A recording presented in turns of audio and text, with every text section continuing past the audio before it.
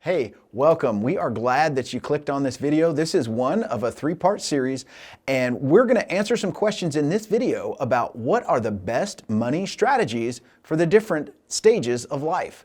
Because it does change. When you're in your 20s and in your 60s, the way you handle your money should change. So we're fortunate we have a financial professional who has spent his whole career in the financial industry that sat down and gave us some of his insights.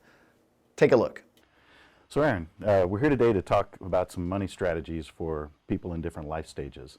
So I'd like to start off by asking, what are some of the best strategies for young adults in their 20s and 30s?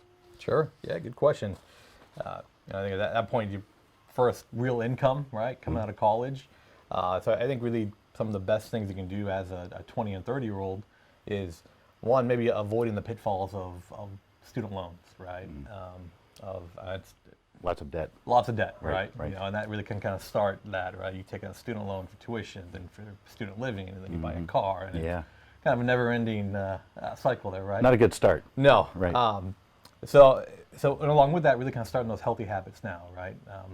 Learning how to save, learning how to tithe, right? Contributing to your retirement up to, take advantage of a 401k company match, right? If you work somewhere that will give you free money, I mean, doubles your money right there, right? Take advantage of that. Take it. Yes. Absolutely. And really knowing the cost of debt, right? I mean, especially young, it's so easy to accumulate that debt, right? Or buy the next gadget because it's only $12 a month, right? But what does that add up to over time? Right. So again, I think I'll just go back to the fundamentals of financial, foundations and security there to really know what it is that's going to cost you. Oh, good. Okay. Well, and then as you move into your 40s and 50s, how would that strategy change? I think at that point is things get a little bit different, right? Because now we're kind of looking at our sunset. Maybe a big thing is, rather than buying cars or phones, even now we're looking at homes. So we're looking at a forever home. So maybe even avoiding, what we call house poor, right? Yeah.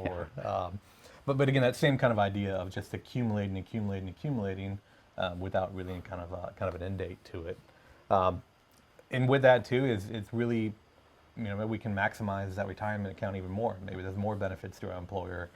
Maybe there's personal retirement savings that you can do, right? The more and more that you can put away at a younger age, the longer you allow that money to work for you, again, the more dividends it's going to pay for you over time. Okay, great. Well then, of course, the next question is, how does that strategy change as you move into your 60s and beyond? Yeah.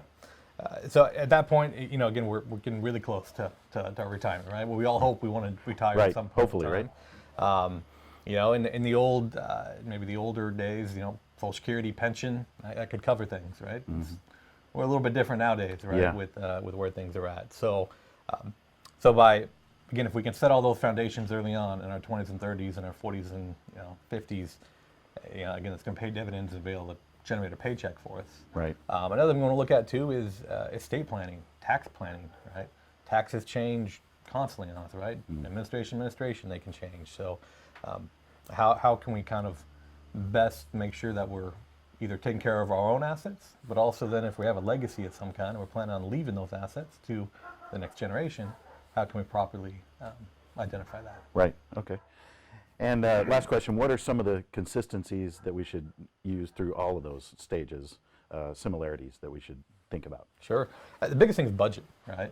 Budget's kind of a dirty word, right? Some people, excuse me. It's not fun. Not fun, right? Right. We have to kind of limit, reel ourselves back a little bit. But Right. It's the biggest thing throughout all phases of life.